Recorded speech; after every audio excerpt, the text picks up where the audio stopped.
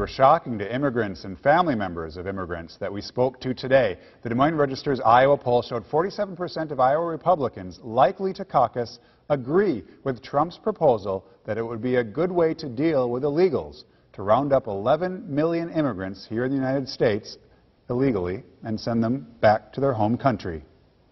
I don't think he's a candidate that we should even be giving him that much attention that he's getting right now. But now it's starting to worry me to see how many are believing what he says. Kenya Calderon crossed the Mexico border with her parents 10 years ago.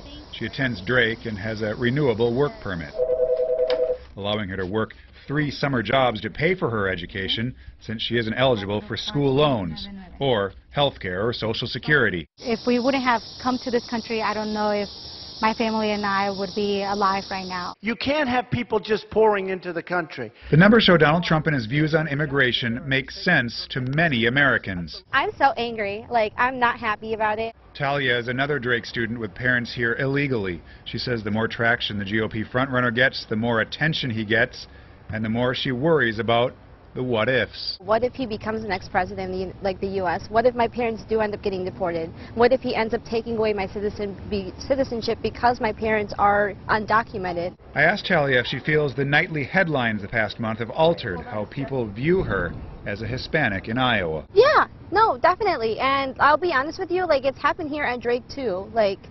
People see me as Latino and they automatically think I'm undocumented. And undocumented leads to what Donald Trump has been saying about undocumented people here in the U.S. They're rapists, criminals. Now, we did an online Now poll today across all of KCCI's social media platforms. It said some presidential candidates favor deporting all illegal immigrants. Do you agree? As you can see, the majority of the respondents, 68%, agree with the idea of deporting all illegal immigrants back to their countries of origin. Stacy?